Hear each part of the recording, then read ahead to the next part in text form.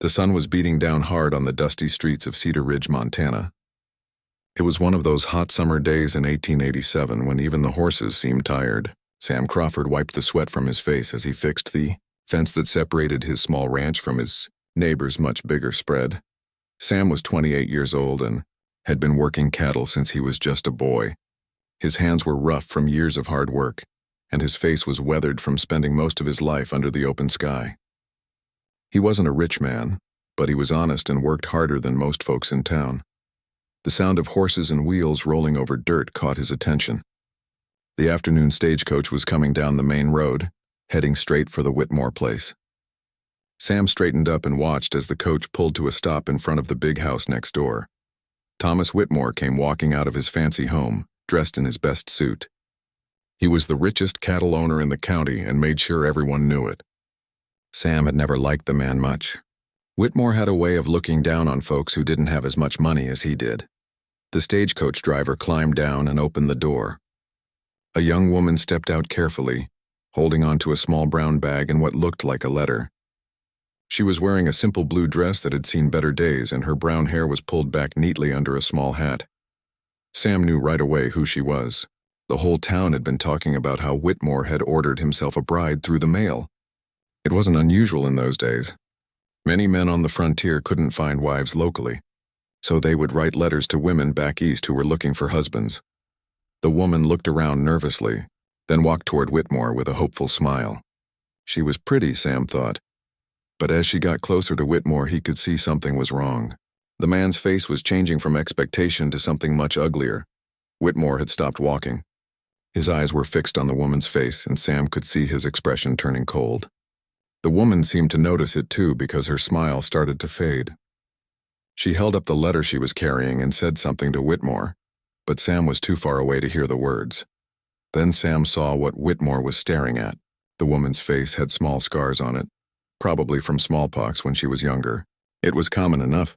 Lots of folks had those kinds of marks. Sam had some scars himself from various accidents over the years. But Whitmore clearly didn't like what he saw. Without saying much of anything, he turned his back on the woman and started walking toward his house. The woman called out to him, holding up her letter again. She took a few steps after him, but Whitmore just kept walking. Sam couldn't believe what he was seeing. The woman stood there in the dusty yard, watching as Whitmore disappeared into his house and slammed the door behind him. The stagecoach driver was already climbing back up to his seat, ready to continue his route. The woman turned to the driver and said something. Sam could see her gesturing, probably asking about getting back on the coach, but the driver shook his head and pointed to some bags on the ground, her belongings. He said something back to her, then snapped his reins and drove away, leaving a cloud of dust behind him. Now the woman was completely alone. She stood there in the empty yard, still holding her letter and her small bag. Her other belongings, a trunk and another bag, sat in the dirt where the driver had left them. Sam could see her shoulders shaking, and he realized she was crying. This wasn't right. Sam had seen some cruel things in his time, but this was worse than most. The woman had traveled hundreds, maybe thousands of miles to get here. She had probably spent all her money on the trip, trusting that Whitmore would keep his word and marry her. Sam looked around to see if anyone else was watching, but the street was mostly empty. A few people were going about their business, but they seemed to be ignoring what had just happened. Maybe they didn't want to get involved, or maybe they just didn't care.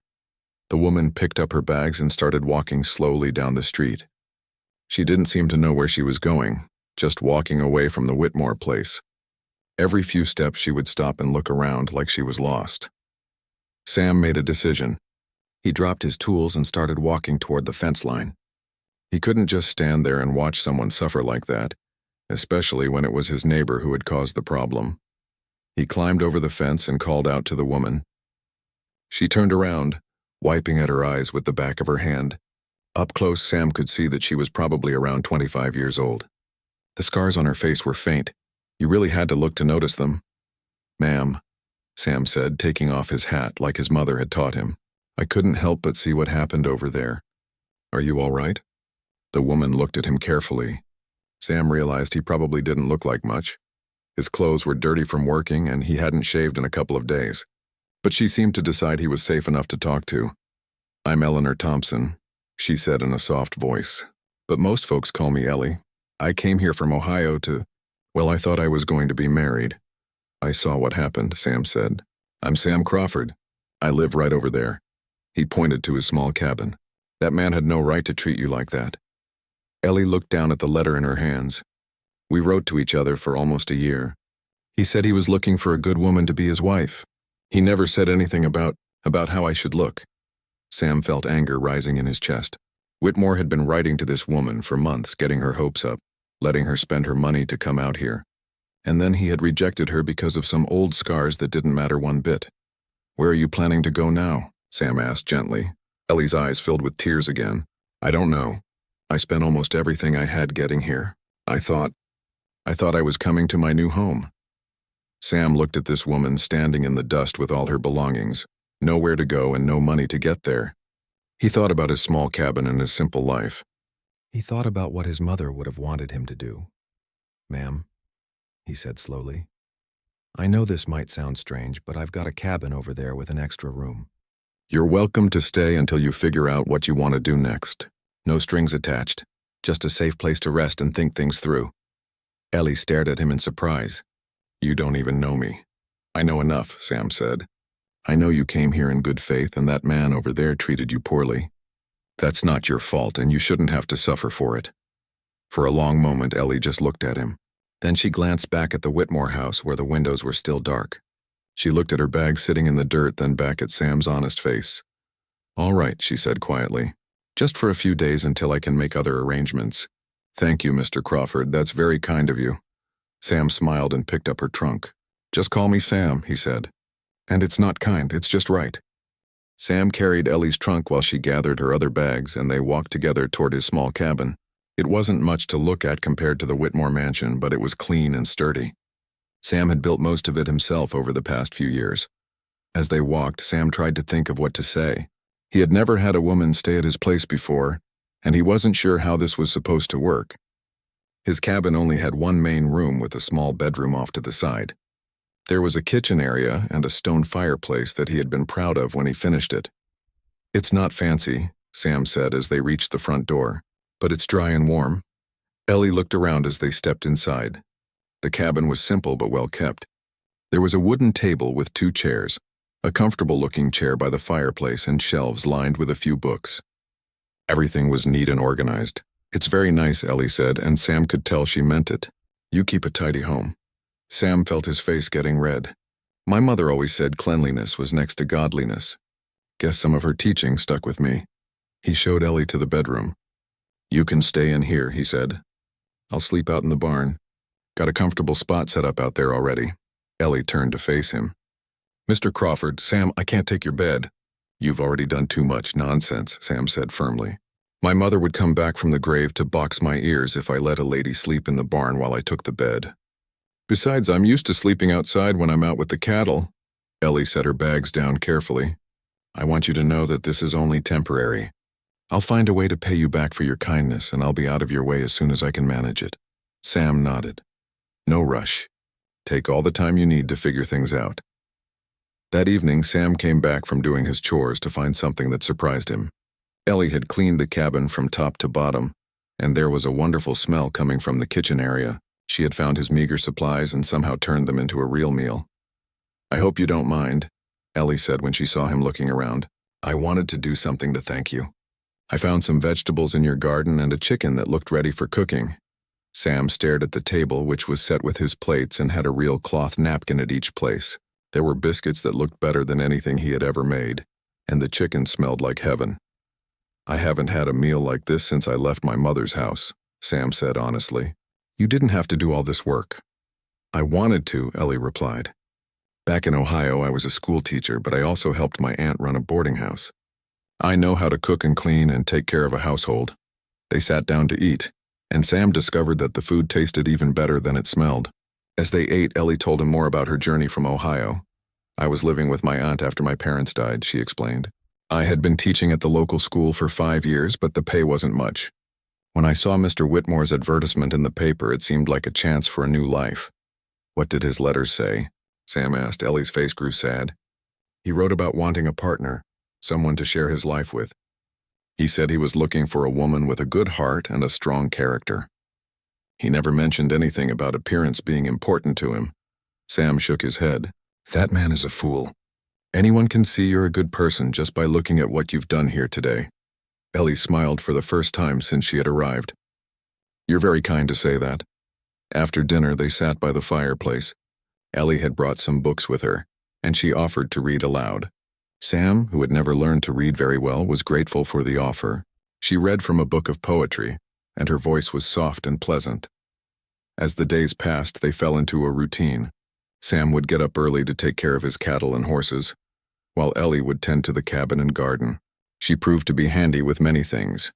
She could mend clothes better than any tailor in town, and she knew how to preserve food and make medicines from herbs. Sam found himself looking forward to coming home each evening. The cabin felt warmer and more welcoming with Ellie there. She would have supper ready, and would always ask about his day. In return, Sam would tell her about life on the ranch and the history of Cedar Ridge. After a week, Sam realized that Ellie was doing far more work than he was around the house. You don't need to do so much, he told her one morning. You're a guest here, not a servant. Ellie looked up from where she was hanging laundry on the line she had strung up behind the cabin. I need to feel useful, she said. Back in Ohio, I always had work to do. If I just sit around here feeling sorry for myself, I'll go crazy. Sam understood that feeling. Work had always been his way of dealing with problems, too. Well, if you really want to help, I could use someone to look at my books, Sam said. I'm not much good with numbers, and I know I'm not keeping track of my money the way I should. Ellie's eyes lit up. I'd be happy to help with that. I kept the books for my aunt's boarding house. That evening, Sam brought out the wooden box where he kept his financial records. What Ellie found was a mess of scraps of paper with numbers scribbled on them, some receipts and a few coins and bills. Oh my, Ellie said, looking at the pile of papers. When was the last time you added all this up? Sam scratched his head. I usually just count what I have in the box and hope it's enough for what I need to buy. Ellie spent the next few hours organizing everything and creating a proper ledger. When she was finished, she showed Sam how much money he actually had and how much he was spending each month. You're doing better than you thought, she told him. But you could be making more money if you negotiated better prices for your cattle. Sam was amazed. How do you know about cattle prices? I read the newspaper back in Ohio, Ellie said. I always found the business section interesting. Plus, I learned a lot about managing money from helping my aunt. Over the next few days, Ellie helped Sam organize his entire ranch operation. She created a schedule for when to sell cattle, when to buy supplies, and how to keep better track of everything. Sam had never realized how much more efficient he could be. You've got a good head for business, Sam told her one evening. Maybe you should think about starting your own business here in town. Ellie considered this. I've been thinking about that. There are several children in town who need schooling, but there's no proper school building. Maybe I could start teaching again. Sam thought this was an excellent idea. Mrs. Patterson was just complaining the other day that her boys weren't learning anything useful. I bet she'd pay you to teach them. Word spread quickly that there was an educated woman in town who might be willing to teach children. Within a week, Ellie had 3 families asking about lessons. Sam helped her set up a classroom area in the cabin's main room, and soon she was teaching reading, writing, and arithmetic to 6 local children. The children loved Ellie immediately. She was patient and kind, but also firm when they needed discipline. She made learning fun with games and stories, and even the most difficult students began to improve. Sam enjoyed coming home to find his cabin full of young voices reciting lessons or laughing at one of Ellie's stories. It made the place feel alive in a way it never had before. One evening, after the children had gone home, Sam and Ellie were cleaning up the classroom area together. I want to thank you again, Ellie said quietly. I know this arrangement wasn't what you planned when you offered to help me. Sam looked at her carefully. The truth was, having Ellie around had made his life better in every way. His home was more comfortable, his business was more organized, and he had someone to talk to in the evenings. But he wasn't sure how to say all that without making her feel obligated to stay. You're not a burden, he said finally. You've made this place feel like a real home. Ellie smiled, and Sam felt something warm spread through his chest. For the first time in his life, he was beginning to understand what it might feel like to have a real partner in life. 3 weeks had passed since Ellie arrived in Cedar Ridge, and life had settled into a comfortable rhythm. Sam woke up each morning in the barn, But he didn't mind it as much as he thought he would. The hay was soft enough and he had strung up a canvas to keep the wind out.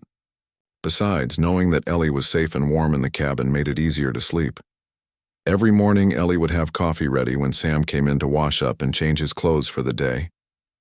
She had learned how he liked it, strong and black, and she always had biscuits or pancakes waiting too. Sam had never eaten so well in his life. "You don't have to cook for me every day," Sam told her one morning as she set a plate of eggs and bacon in front of him. "I like cooking," Ellie replied. "Besides, you work hard all day. You need a good breakfast." Sam was beginning to notice things about Ellie that he hadn't seen at first. The way she hummed quietly while she worked. How she always made sure to save the best pieces of meat for him at dinner. The way she would mend his clothes without being asked, fixing tears he hadn't even noticed. Ellie was discovering things about Sam too. She noticed how he always washed his hands before coming to the table, even when he was tired. How he would leave wildflowers on the kitchen table that he had picked while checking on the cattle. The way he listened carefully when she talked, like what she had to say was important. One morning, Sam came in from his chores looking worried. Ellie could tell something was wrong by the way he was frowning. "What's the matter?" she asked. "Got a cow that's having trouble with her calf," Sam said. "She's been trying to give birth since yesterday, but something's not right. I might lose both of them if I can't figure out what to do." Ellie set down the dish she was washing. "Can I help?" Sam looked surprised. "It's not pretty work, and it can be dangerous. I helped to deliver babies back in Ohio," Ellie said. "When there wasn't a doctor around, the women in town would help each other. I know it's not exactly the same, but maybe I could be useful." Sam considered this. He had delivered plenty of calves himself, but this one was more difficult than usual. An extra pair of hands might make the difference. "All right," he said. "But if I tell you to get back, you move fast. Cows can be unpredictable when they're in pain." They walked out to the pasture together, where Sam had moved the struggling cow into a small pen near the barn. The animal was lying on her side, breathing heavily. Sam had been right. This wasn't going to be easy. "She's exhausted," Ellie said, kneeling down beside the cow. "How long has she been like this?" "Too long," Sam replied. "I think the calf is turned wrong." Ellie watched as Sam examined the cow. She could see that he knew what he was doing, but he was being careful not to hurt the animal. When he asked her to hold the cow's head steady, she didn't hesitate. For the next hour, they worked together. Ellie followed Sam's instructions exactly, helping him turn the calf into the right position. When the cow finally delivered a healthy baby, both Sam and Ellie were covered in sweat and dirt, but they were smiling. "You did good," Sam told Ellie, as they watched the calf struggle to its feet. "Most folks from the city would have run away from something like that." "I'm tougher than I look," Ellie said, wiping her hands on an old towel. That evening, as they cleaned up after supper, Sam found himself watching Ellie as she moved around the kitchen. She had changed into a clean dress, but there was still a smudge of dirt on her cheek from their work with the cow. She looked beautiful to him. "Ellie," Sam said suddenly, then stopped. He wasn't sure what he had been about to say. "Yes?" she asked, turning to look at him. "Thank you. For helping today, I mean. That cow and calf might not have made it without you." Ellie smiled. "We make a good team." Sam felt his heart speed up at those words. They did make a good team, better than he had ever imagined possible. A few days later, Sam came home to find Ellie sitting at the table with tears in her eyes. She was holding a letter, and Sam could see that her hands were shaking. "What's wrong?" Sam asked, sitting down across from her. "It's from my aunt in Ohio," Ellie said. "She's been asking around about Mr. Whitmore. It turns out he's done this before." Sam felt anger rising in his chest. "What do you mean?" 2 years ago, he ordered another bride from back east. When she arrived, he decided he didn't like something about her either, and he sent her away. The poor woman had to work in a saloon just to earn enough money to get home. Sam's hands clenched into fists. "That man is lower than a snake." "There's more," Ellie continued. "My aunt says there are stories about him ordering brides and then rejecting them for the smallest reasons. He seems to think he can treat women like cattle at a market." Sam stood up and walked to the window. He could see the Whitmore house in the distance, and he felt like marching over there and giving the man a piece of his mind. "I'm sorry," Ellie said quietly. "I know he's your neighbor." "He's no neighbor of mine," Sam said firmly. "A real neighbor wouldn't treat people the way he does." That night, Sam lay awake in the barn thinking about what Ellie had told him. He thought about all the women Whitmore had hurt, and he thought about how close Ellie had come to being stranded with nowhere to go. He also thought about how much his life had changed since Ellie arrived. His cabin felt like a real home now. His business was running better than it ever had, and every day he looked forward to coming home and seeing her smile. The next morning, Sam made a decision. When he came in for breakfast, he sat down at the table and looked at Ellie seriously. "I've been thinking," he said. "About your situation, I mean." Ellie looked nervous. "If you need me to leave—" "No," Sam said quickly. "That's not what I mean. I was thinking that maybe you don't need to think of this as temporary anymore. If you want to stay in Cedar Ridge, I mean." Ellie set down her coffee cup. "What are you saying?" Sam took a deep breath. "I'm saying that you've made a life here. You've got students who need you. You've got friends in town, and you've got—" He paused, not sure how to finish. "I've got what?" Ellie asked softly. "You've got a place where you're wanted," Sam said finally.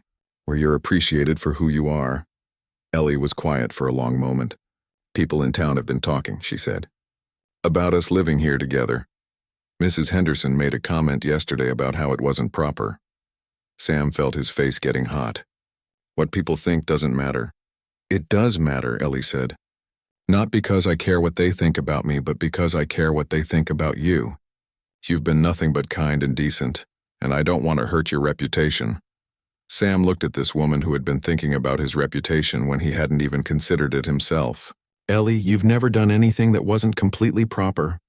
Anyone who suggests otherwise is just looking for something to gossip about." "Still," Ellie said, "maybe we should think about making some changes to our arrangement. I could find a room in town or maybe build a small place of my own." The thought of Ellie leaving made Sam feel sick to his stomach. Over the past few weeks, he had grown used to having her around. More than used to it, he had come to depend on it. "Is that what you want?" Sam asked. "To live somewhere else?" Ellie looked down at her hands. "I want to do what's right." "What's right is what makes you happy," Sam said. "What makes you feel safe and appreciated." They sat in silence for a few minutes, both thinking about the conversation. Finally, Ellie looked up at Sam. "I am happy here," she said quietly. "Happier than I've been in a long time. I feel like I have a purpose again." "Then stay," Sam said simply. "Stay as long as you want. We'll figure out the rest as we go." Ellie smiled, and Sam felt relief wash over him. He wasn't ready to examine too closely why the thought of her leaving had frightened him so much. All he knew was that life was better with Ellie in it, and he was grateful that she felt the same way. That afternoon, Sam was working in the garden when he heard horses approaching. He looked up to see Thomas Whitmore riding up with two of his ranch hands. Sam wiped his hands on his pants and walked over to meet them. "Crawford," Whitmore said, not bothering to get down from his horse. "I hear you're harboring the woman who was supposed to be my bride." "I'm helping a lady who was treated poorly," Sam replied calmly. "Is there something you need?" Whitmore's face got red. "That woman belongs to me. I paid for her passage out here. You rejected her," Sam pointed out. "You can't have it both ways." "I can change my mind," Whitmore said. "I've decided I'm willing to overlook her imperfections. Send her over to my place." Sam felt anger building in his chest, but he kept his voice steady. "Miss Thompson is free to make her own choices. If you want to talk to her, you can ask her yourself. But I don't think she's interested." Whitmore leaned forward in his saddle. "You're making a mistake, Crawford. That woman is damaged goods. You're just too stupid to see it." Sam took a step closer to Whitmore's horse. "I think you better leave now."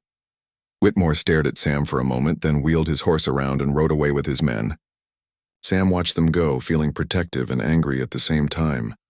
When he went inside, Ellie was waiting by the window. "I heard voices," she said. Sam told her about Whitmore's visit. When he finished, Ellie was quiet for a moment. "He said he'd changed his mind?" she asked. "That's what he said. But I told him it was your choice to make." Ellie walked to the window and looked out toward the Whitmore place. Word traveled fast in a small town like Cedar Ridge. Within a month of Ellie's arrival, it seemed like everyone had an opinion about the arrangement at Sam's place.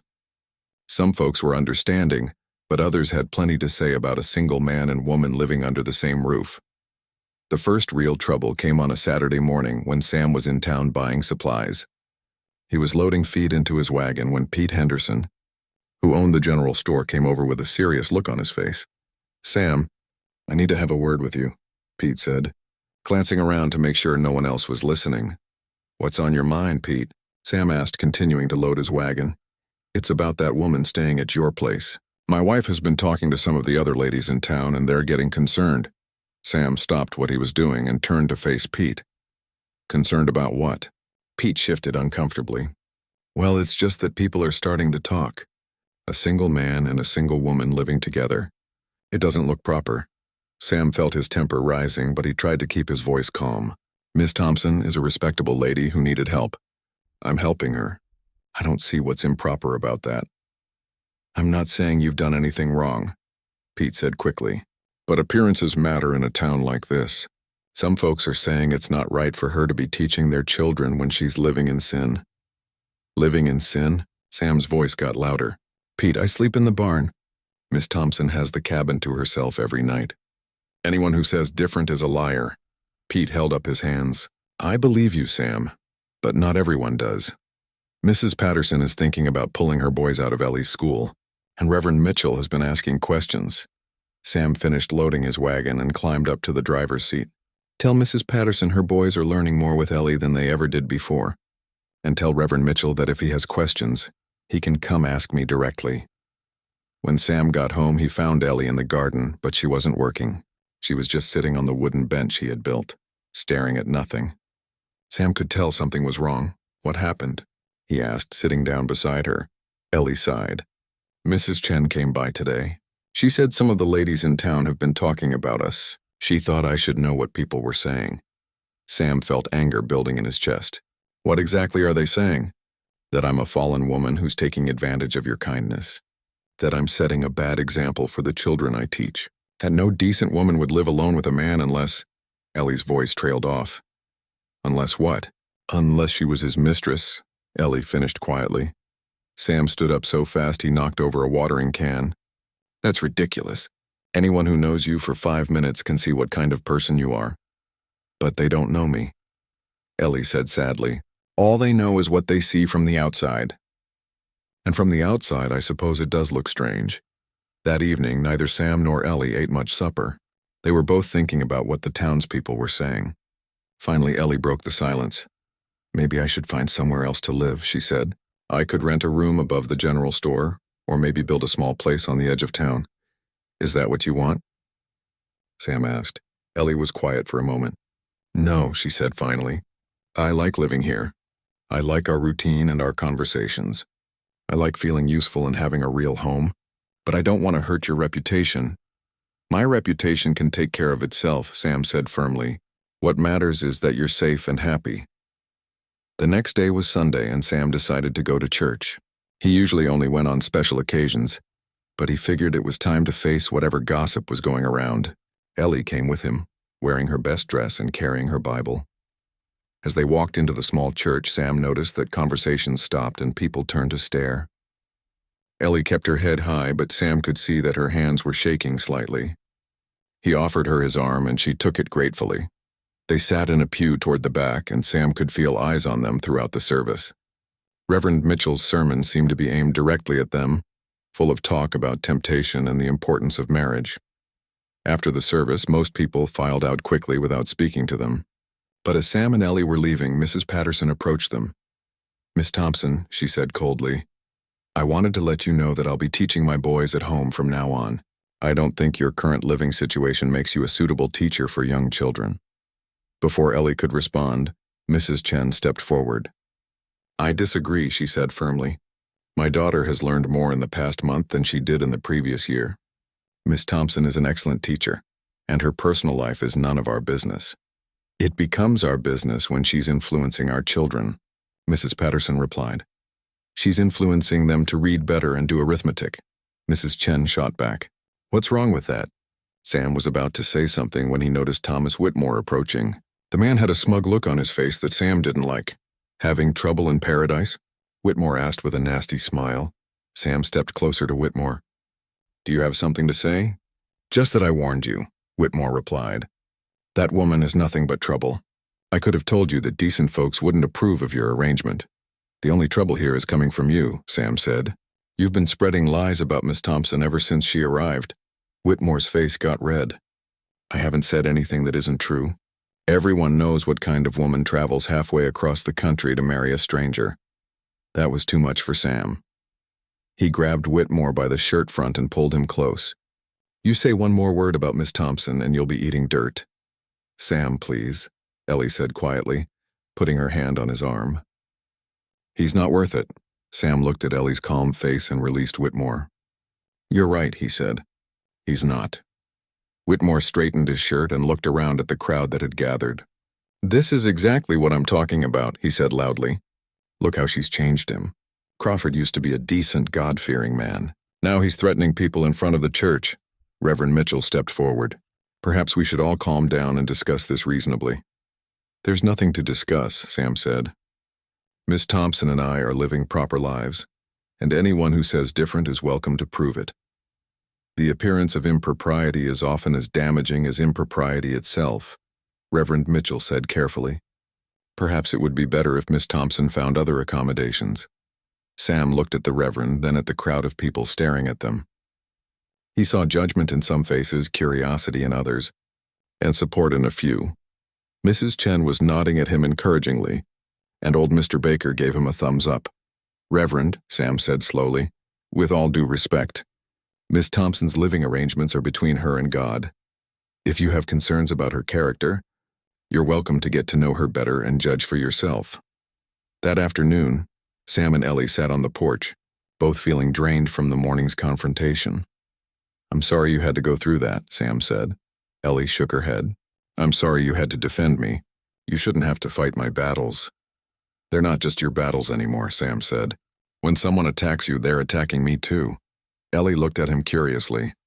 Why? Sam realized he had said more than he intended. Because you're under my protection, he said finally. And because you're my friend. The next few days were difficult. 2 more families pulled their children out of Ellie's school, leaving her with only 3 students. Sam could see that she was hurt even though she tried to hide it. But then something unexpected happened. Mrs. Chen brought her neighbor, Mrs. Rodriguez, to meet Ellie. Mrs. Rodriguez had a daughter who needed help with reading, and she didn't care what anyone else thought about Ellie's living situation. My Elena needs to learn, Mrs. Rodriguez said firmly. You're the best teacher in town. That's all that matters to me. By the end of the week, Ellie had gained 2 new students to replace the ones she had lost. It turned out that not everyone in Cedar Ridge was as judgmental as Mrs. Patterson and her friends. One evening, as they were cleaning up after supper, Ellie brought up the subject that had been bothering both of them. Sam, I've been thinking about what Reverend Mitchell said. About appearances. Sam's heart sank. And maybe we should get married. Sam nearly dropped the plate he was drying. What? Ellie's face turned red. I mean it would just be for appearances. To stop the gossip. We could have separate rooms and live just like we do now, but people would stop talking. Sam stared at her. Ellie, you can't marry someone just to stop gossip. Why not? People do it all the time out here. Marriage for practical reasons. It doesn't have to mean anything more than a business arrangement. Sam felt something twist in his chest. The idea of marrying Ellie should have made him happy, but not like this. Not as a business arrangement. Is that really what you want? He asked quietly. Ellie looked down at her hands. I want the gossip to stop. I want to keep teaching without people questioning my character. And I want... She paused. What? I want to stay here, she said softly. This feels like home to me. You feel like family. Sam set down the dish towel and turned to face her fully. Ellie, marriage is serious. It's not something you do just to solve a problem. I know that, Ellie said. But maybe it could solve both our problems. September brought cooler weather to Cedar Ridge, and with it came one of the most challenging times Sam had ever faced on his ranch. His best horse, a mare named Daisy that he had raised from a foal, stepped in a gopher hole and broke her leg badly. Sam found her in the morning pasture, standing on 3 legs with her right front hoof barely touching the ground. His heart sank when he saw the injury. In most cases, a broken leg meant the end for a horse. Ellie came running when she heard Sam calling for help. She took one look at Daisy and immediately understood the situation. How bad is it? She asked. Sam knelt down to examine the leg more carefully. Bad enough. Most folks would put her down right now. But you don't want to, Ellie said, reading his expression. Sam stood up and ran his hand through his hair. She's been with me for 8 years. She's the smartest horse I've ever known, and she's got the gentlest disposition, if there's any chance at all. Then we try to save her, Ellie said firmly. Sam looked at her in surprise. It's going to be a lot of work. Weeks of care, maybe months, and she might not make it anyway, so? She's family, isn't she? That simple statement hit Sam right in the heart. Ellie understood exactly how he felt about Daisy, and she was willing to help without being asked. They spent the rest of the day setting up a makeshift hospital in the barn. Sam had some experience with injured animals, but he had never tried to save a horse with such a serious break. Ellie proved to be invaluable, helping him splint the leg and create a sling system to take weight off the injury. For the next 3 weeks, they took turns checking on Daisy every few hours, day and night. Sam would get up at midnight and 4 a.m., while Ellie took the 2 a.m. and 6 a.m. shifts. They barely slept, but slowly, gradually, Daisy began to improve. During those long nights in the barn, Sam and Ellie talked more than they ever had before. There was something about the quiet darkness and their shared worry for Daisy that made conversation flow easily. "Tell me about your parents," Sam said one night as they sat beside Daisy's stall. Ellie was quiet for a moment. "They died in a cholera outbreak when I was 18. My father was a teacher like me. My mother could have been one too, but women weren't allowed to teach if they were married back then." "That must have been hard," Sam said. "It was, but my aunt took me in, and she taught me that I could still have a good life even if it wasn't the life I had planned." Sam thought about that. "Is that why you answered Whitmore's advertisement? Because you wanted a different life?" Ellie nodded. "I thought marriage would give me security and maybe children of my own someday. I never expected to find—" She paused. "What?" "I never expected to find someone who made me feel like I could be myself." Sam's heart beat faster. "Is that how you feel here?" "Yes," Ellie said softly. "With you, I don't have to pretend to be someone I'm not. I can be smart and capable and useful, and you don't seem to mind." "Mind?" Sam said. "Ellie, you're the smartest person I know. Why would I mind that?" Ellie looked at him in the dim lantern light. "Most men don't like women who are too smart. They want wives who are quiet and obedient." "Then most men are fools," Sam said firmly. On another night, Sam told Ellie about his childhood. "My parents had a small farm in Kansas. My father died when I was 15, and my mother tried to keep the farm going, but it was too much work for the two of us. We lost everything. How did you end up here?" Ellie asked. "I worked my way west, taking any job I could find. Spent a few years as a cowhand on other people's ranches, saving every penny I could. When I finally had enough money to buy this land, I swore I'd never be poor again." "Is that why you work so hard?" Sam nodded. "I never want to feel helpless like that again. Never want to lose everything I've built." Ellie reached over and touched his hand gently. "You won't. You're too strong and too smart to let that happen." The simple touch sent warmth up Sam's arm. He looked down at Ellie's small hand resting on his and felt something shift inside him. As Daisy continued to heal, Sam found himself looking forward to their nighttime conversations more than he should. He began to notice small things about Ellie that made his pulse quicken. The way she tucked a strand of hair behind her ear when she was concentrating. How she always made sure he had the more comfortable chair when they sat together. The sound of her laugh when he told her stories about his adventures as a young cowboy. One particularly cold night in early October. They were both shivering in the barn despite the lantern and the horse blankets they had wrapped around themselves. "You should go inside," Sam told Ellie. "I can handle the rest of the night shifts. I'm not leaving you out here alone," Ellie said stubbornly. "We're a team, remember?" Sam felt that familiar warm feeling in his chest. "You're going to catch cold." Ellie moved closer to him on the hay bale they were sharing. "Then we'll keep each other warm." The innocent contact made Sam's heart race. He could smell the lavender soap Ellie used and feel the warmth of her body next to his. For a moment, he allowed himself to imagine what it would be like if this was normal, if they were actually married, if he had the right to put his arm around her.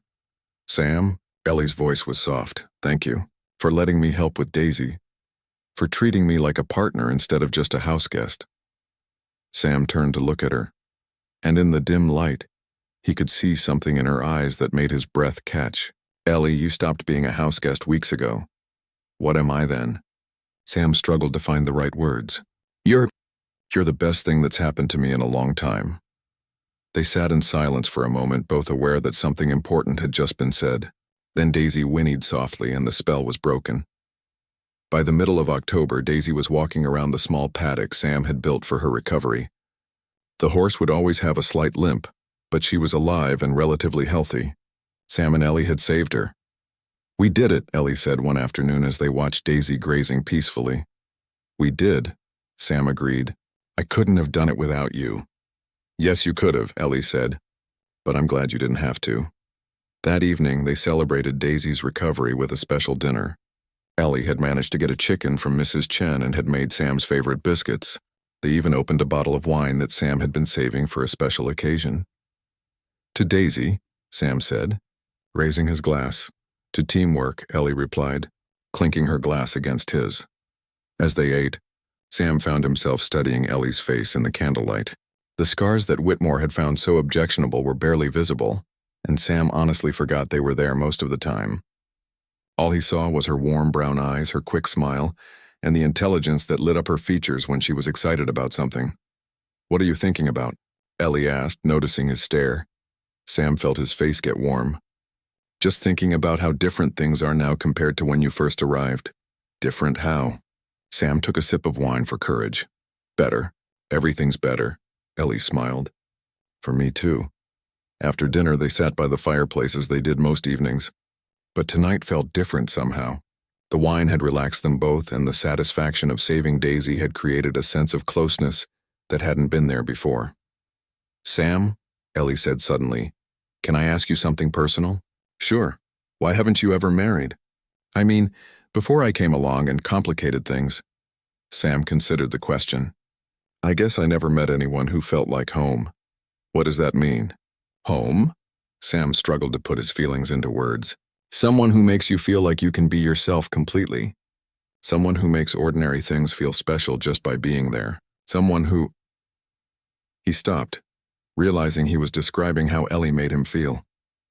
"Someone who what?" Ellie prompted gently. Sam looked at her sitting in the firelight, and suddenly he couldn't pretend anymore. "Someone who makes you realize that everything you thought you wanted in life was just preparation for finding them." Ellie's eyes widened slightly. "Sam, I know," Sam said quickly. "I know this isn't what you planned when you came here. I know you're still figuring out what you want to do with your life. I just wanted you to know that having you here has been what?" Sam met her eyes. "Has been the happiest I've ever been." For a long moment, they just looked at each other. Then Ellie reached over and took his hand. "Sam, I need to tell you something too." Sam's heart stopped. "What?" "When I first came here, I thought this was temporary. I thought I'd stay until I could figure out how to get back to Ohio or find somewhere else to go. But somewhere along the way, I stopped thinking about leaving." "You did?" Ellie nodded. "I stopped thinking about leaving because I realized I didn't want to. This feels like home to me too." "You feel like home." Sam stared at her, hardly believing what he was hearing. "Ellie, are you saying—" "I'm saying that I care about you, Sam. More than I should, probably." "More than is practical or sensible." Sam felt like his heart might burst. "There's nothing impractical about caring about someone, isn't there? I came here to marry someone else. I'm living in your house without being your wife. People are talking about us all over town. None of this is sensible." Sam squeezed her hand. "Maybe sensible is overrated." Ellie laughed, and the sound was like music to Sam's ears. "Maybe it is." They sat there holding hands and smiling at each other, both feeling like they had finally admitted something that had been building for weeks. December came early to Cedar Ridge that year, bringing with it the deepest snow anyone could remember. By the middle of the month, the drifts were so high that Sam could barely get to the barn to take care of the animals. But inside the cabin, there was a warmth that had nothing to do with the fire in the fireplace. Ever since their conversation about caring for each other, Sam and Ellie had been dancing around their feelings. They were more comfortable together, sitting closer during their evening talks and lingering over breakfast in the mornings. But neither of them had been brave enough to take the next step. Sam found himself watching Ellie constantly, noticing new things about her every day. The way she bit her lip when she was grading her students' work. How she always saved the last bite of dessert for him. The soft humming that meant she was truly happy. Ellie was doing her own watching. She noticed how Sam always made sure the coffee was ready before she got up in the morning, how he would bring her wildflowers even in winter, finding dried ones that still had some beauty left. The way he listened to her read aloud in the evenings, like every word was important to him. Christmas was approaching and neither of them had mentioned it.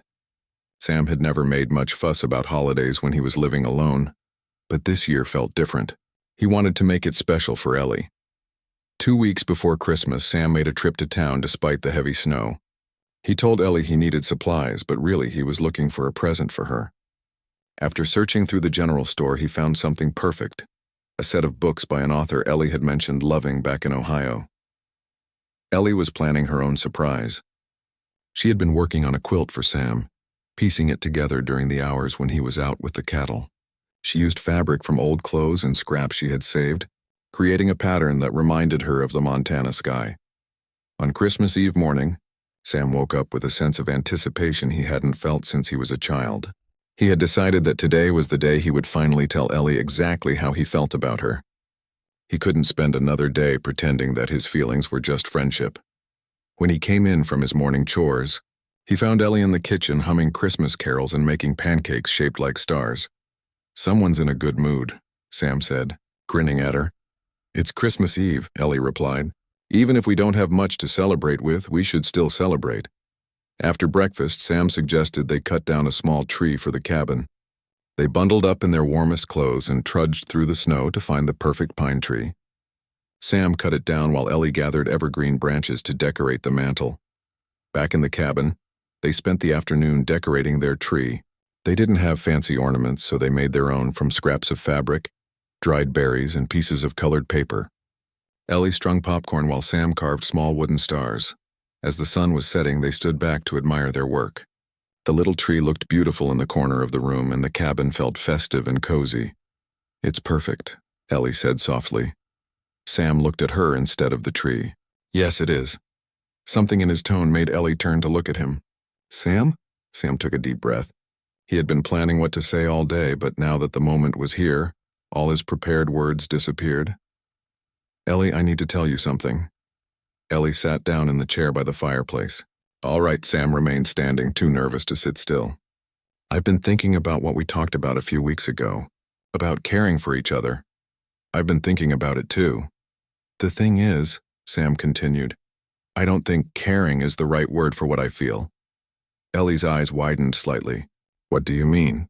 Sam ran his hand through his hair, a nervous habit Ellie had come to recognize. "I mean that somewhere between helping you down from that stagecoach and decorating this tree with you, I fell in love with you." The words hung in the air between them. Ellie stared at Sam, her mouth slightly open in surprise. "I know it's not what you planned when you came here," Sam continued quickly.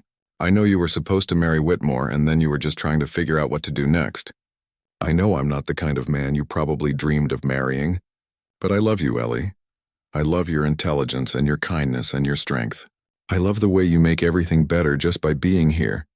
Sam stopped talking and waited, his heart pounding. Ellie was quiet for what seemed like forever, just looking at him with an expression he couldn't read. Finally, she stood up and walked over to him. "Sam, do you remember what you said to me the night I told you about Whitmore's other mail-order brides?" Sam shook his head, confused by the question. "You said that what's right is what makes me happy. What makes me feel safe and appreciated." "I remember." Ellie reached up and touched his face gently. "You make me happy, Sam. You make me feel safe and appreciated and valued. You make me feel like the best version of myself." Sam's heart started beating faster. "Ellie, I love you too," she said simply.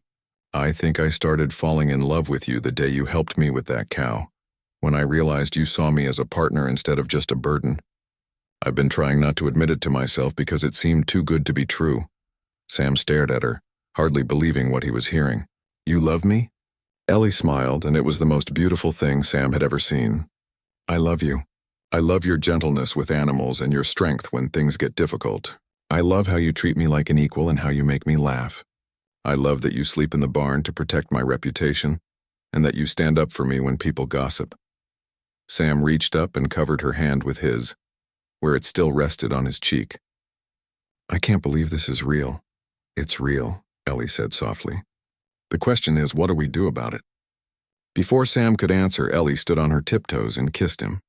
It was a soft, gentle kiss, but it sent electricity through Sam's entire body. When they broke apart, both of them were breathing hard. "I've wanted to do that for weeks," Ellie whispered. Sam pulled her closer and kissed her again, this time longer and deeper. When they finally separated, he rested his forehead against hers. "Marry me," he said suddenly. Ellie pulled back to look at him. "What? Marry me?" "Not for appearances or to stop gossip, but because I love you and I want to spend the rest of my life with you." Ellie's eyes filled with tears. "Sam, are you sure?"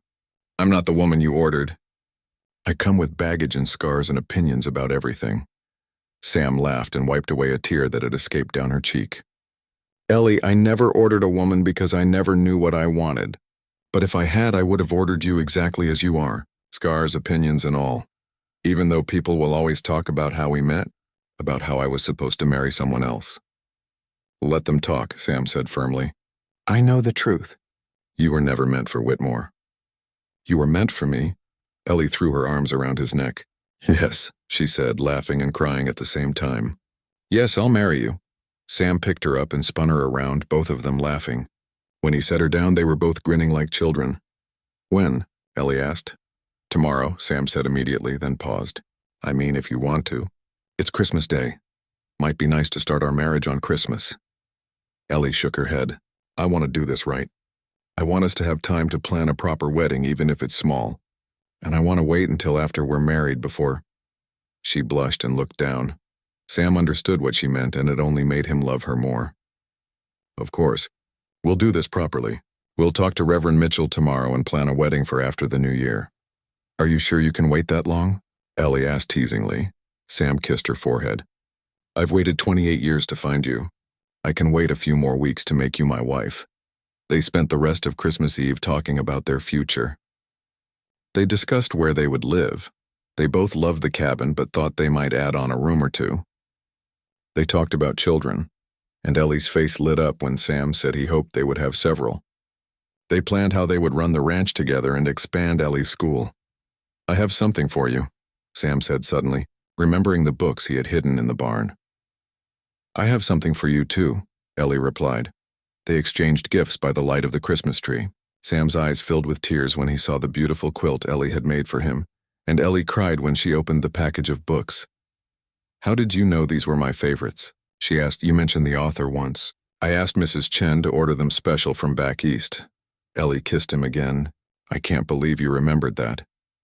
As the evening grew late, they sat together on the sofa, Ellie curled up against Sam's side with his arm around her. They were both quiet, just enjoying the feeling of finally being able to touch each other freely. "Sam," Ellie said softly, "I'm not scared anymore." "Scared of what?" "Of the future. For so long I didn't know where I belonged or what I was supposed to do with my life. But now I know. I belong here with you." Sam tightened his arms around her. "We belong together," he agreed. "And we're going to build a beautiful life." Outside, the snow continued to fall, blanketing their little world in peaceful quiet. Inside, two people who had found unexpected love sat by their Christmas tree, planning a future that was better than anything either of them had ever dared to dream. When it was time for bed, Sam walked Ellie to the bedroom door. Christmas Day dawned bright and clear, with fresh snow sparkling like diamonds in the sunlight. Sam woke up in the barn feeling happier than he had ever felt in his life. Today he would ask Reverend Mitchell to marry him and Ellie, and then they could start planning their life together as husband and wife. Ellie was already in the kitchen when Sam came in, humming Christmas carols and making coffee. When she saw him, her face lit up with such joy that Sam's heart nearly burst. "Merry Christmas, my love," she said, standing on her tiptoes to kiss him. "Merry Christmas, my beautiful bride-to-be," Sam replied, holding her close. They had breakfast together, both of them giddy with happiness and excitement. Every few minutes one of them would start laughing for no reason, just from the pure joy of being in love and knowing it was returned. After breakfast, they bundled up and walked to town for Christmas service. Sam had never looked forward to church so much in his life. He couldn't wait to talk to Reverend Mitchell about performing their wedding ceremony, but their happiness was short-lived. As they walked into the church, Sam noticed that people were staring at them more than usual. There was something different about the looks they were getting. Not just curiosity or disapproval, but something that seemed almost like pity. Mrs. Henderson hurried over to them as soon as they took their seats. "Ellie, dear," she said in a loud whisper, "I think there's something you should know." "What is it?" Ellie asked, though Sam could see she was already dreading the answer. Mrs. Henderson glanced around to make sure people were listening, then said, "Thomas Whitmore has been telling everyone that he's changed his mind about you. He says he was too hasty in his rejection and that he wants to honor his original agreement to marry you." Sam felt anger surge through him. "That's ridiculous. Ellie doesn't want anything to do with Whitmore." "But you see," Mrs. Henderson continued, clearly enjoying being the center of attention, "legally speaking, there was a contract. Mr. Whitmore paid for her passage out here with the understanding that they would be married. Some people are saying that Miss Thompson is obligated to honor that agreement." Ellie's face had gone pale. "That's not how contracts work. He rejected me. Any agreement we had was broken when he turned his back on me." "Well, that's not how Mr. Whitmore sees it," Mrs. Henderson said. "He's been saying that he was just surprised by your appearance and needed time to think. He says he's ready to proceed with the marriage now." Sam was about to say something very inappropriate for church when Reverend Mitchell approached them. The Reverend looked uncomfortable and Sam's heart sank. "Mr. Crawford, Miss Thompson," Reverend Mitchell said formally, "I wonder if I might speak with you both after the service." The Christmas service felt like it lasted forever. Sam couldn't concentrate on anything Reverend Mitchell was saying because his mind was racing with worry. What if people really thought Ellie was legally obligated to marry Whitmore? What if the Reverend refused to marry them? When the service ended, Reverend Mitchell led them to a small room behind the church. Thomas Whitmore was waiting there dressed in his finest suit and looking very pleased with himself. "Ah, Miss Thompson," Whitmore said, standing when they entered. "I'm so glad we can finally discuss this matter properly." "There's nothing to discuss," Ellie said firmly. "You made your feelings about me very clear months ago." Whitmore waved his hand dismissively. "I admit I was hasty. A gentleman is allowed to reconsider his decisions, especially when it comes to such an important matter as marriage." Sam stepped forward. "Miss Thompson is engaged to me now. Whatever agreement you think you had with her is over." Whitmore laughed, but it wasn't a pleasant sound. "I'm afraid it doesn't work that way, Crawford. I have letters from Miss Thompson agreeing to marry me.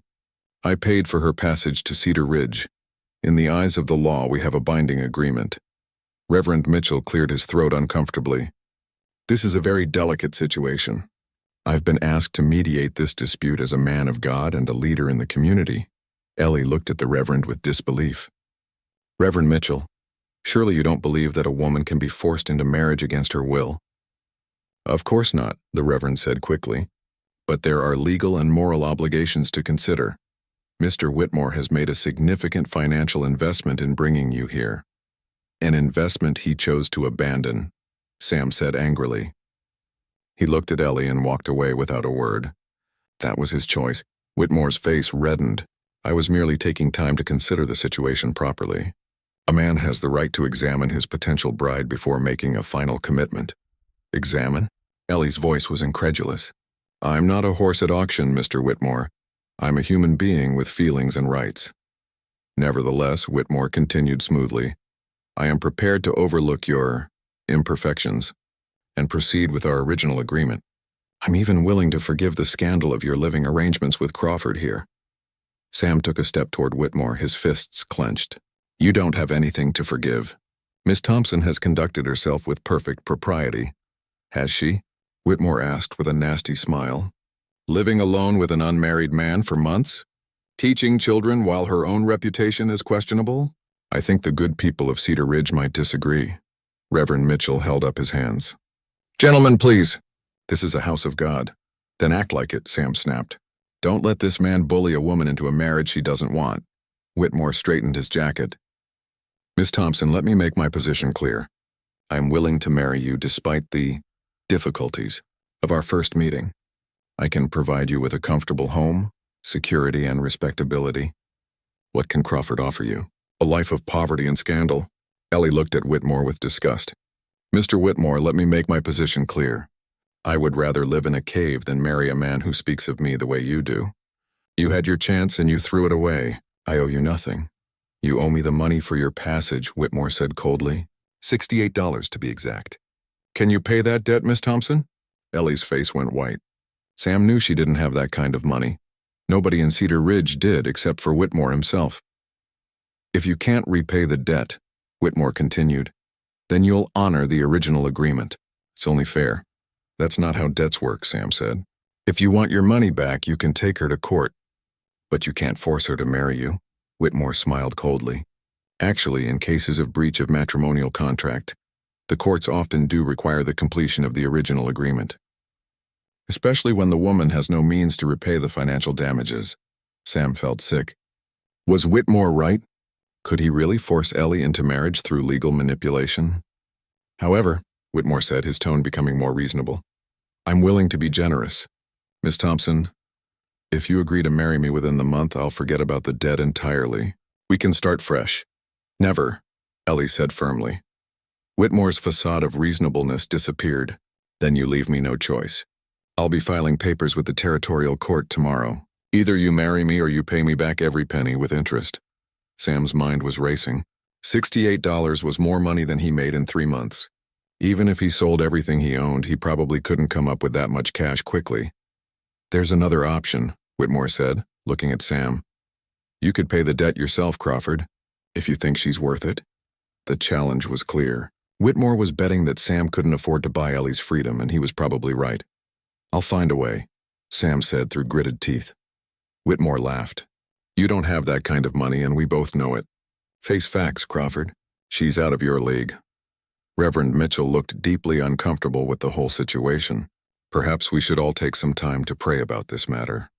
Surely there's a solution that honors both the law and Christian charity. The law is clear, Whitmore said. Miss Thompson has 30 days to decide. Marry me or pay her debt. After that, I'll take the matter to court. With that, Whitmore walked out, leaving Sam, Ellie, and Reverend Mitchell alone in the small room. Reverend, Sam said desperately, you can't seriously support this. The man is trying to buy a wife. Reverend Mitchell sighed heavily. I don't like it any more than you do, Sam, but I'm not a lawyer. If Mr. Whitmore has legal grounds for his claim, what about moral grounds? Ellie asked. What about Christian compassion? I'll pray for guidance, the Reverend said weakly. Perhaps there's another way. Sam and Ellie walked home in silence, both of them trying to process what had just happened. Their perfect Christmas day had been ruined by Whitmore's greed and cruelty. Sam, Ellie said finally, you can't pay that debt. Even if you could afford it, I won't let you bankrupt yourself for me. Don't talk like that, Sam said firmly. We'll figure something out. But privately, Sam was worried. He had some money saved, but nowhere near $68. He could maybe borrow against his land, but that would put everything he'd worked for at risk. That evening, they sat by their Christmas tree trying to think of solutions. Sam had already mentally calculated the value of everything he owned. His cattle, his horses, his equipment. Even if he sold it all, he might be able to raise $40, maybe $50 if he was lucky. What if I left town? Ellie suggested.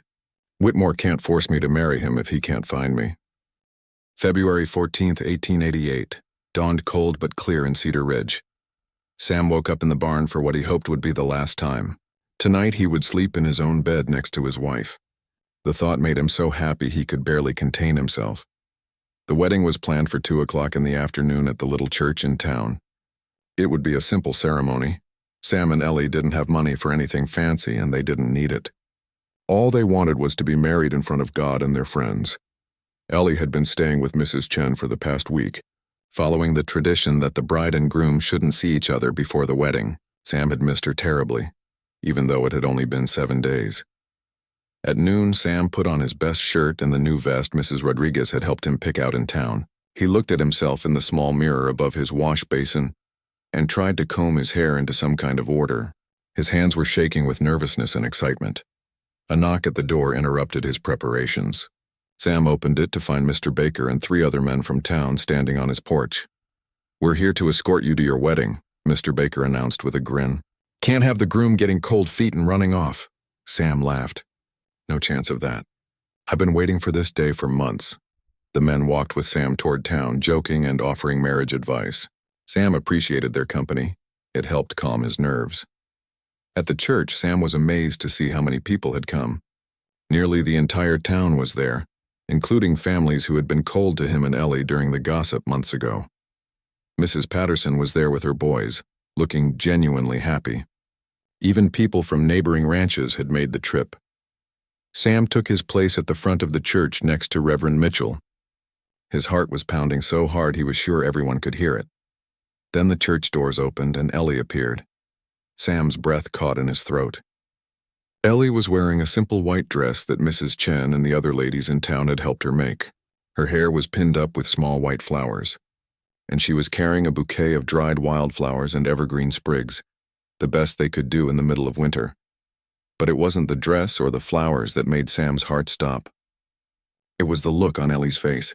She was glowing with happiness, and when she saw Sam waiting for her, she smiled so radiantly that several people in the congregation sighed with appreciation. Ellie walked down the aisle on Mr. Chen's arm. He had volunteered to give her away since she had no family present.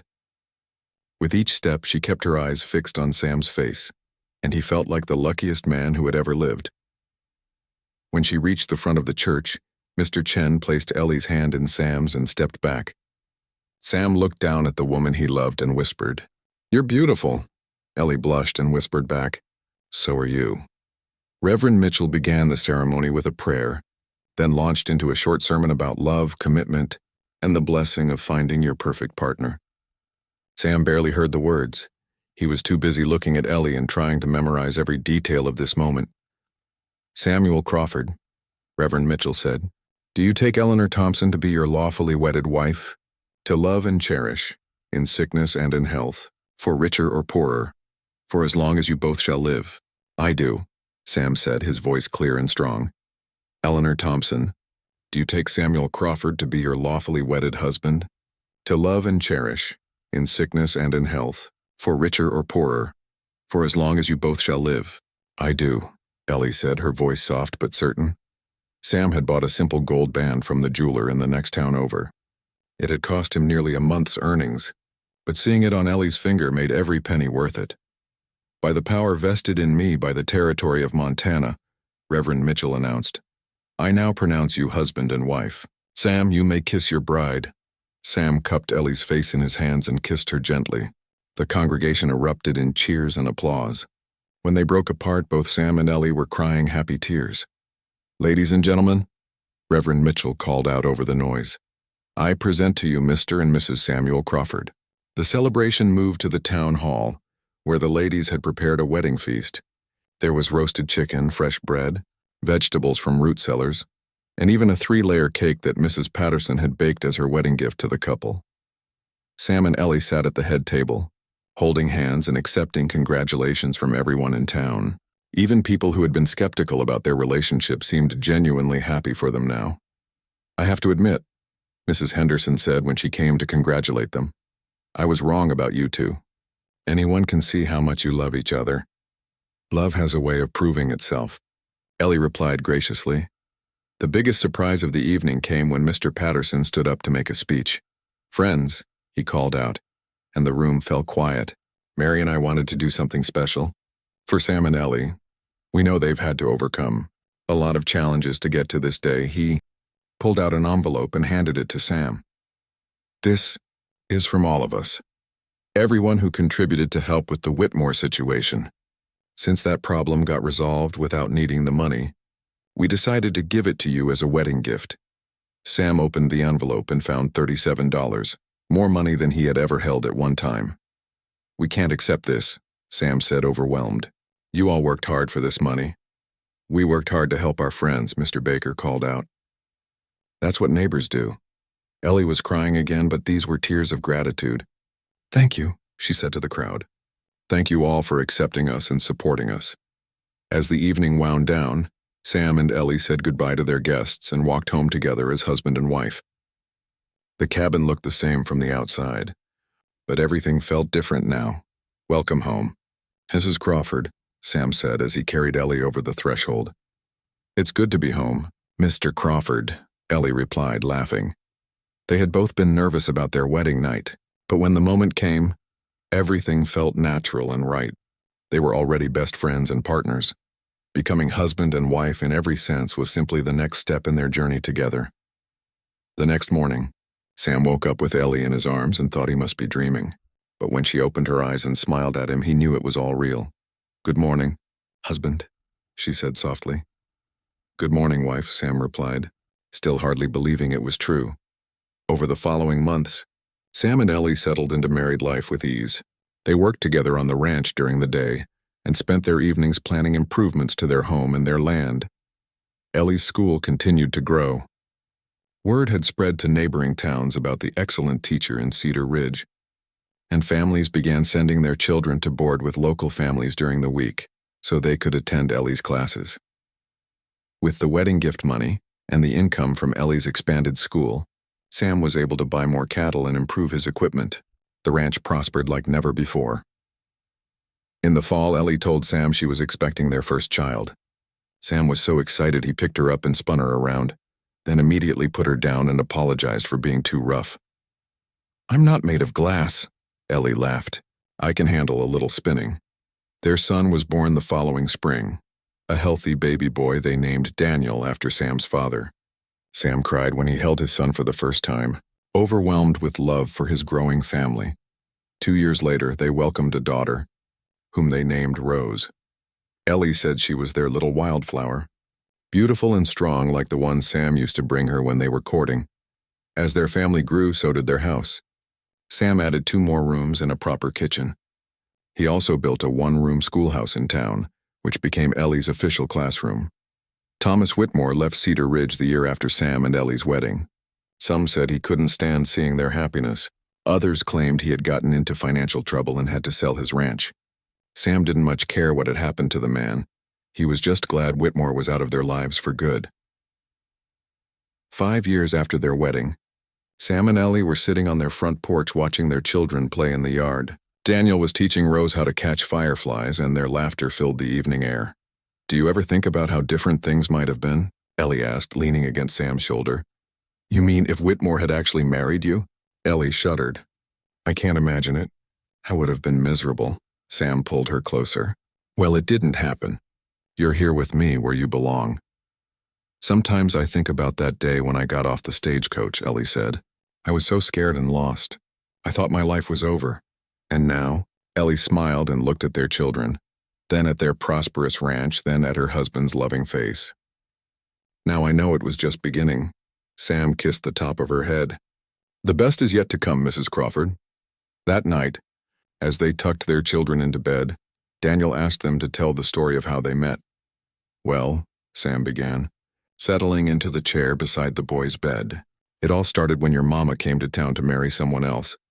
But the someone else was mean, Rose added from her bed. She had heard this story many times. That's right, Ellie said. He was very mean. But sometimes when something bad happens, it leads to something wonderful. Like Daddy helping you? Daniel asked.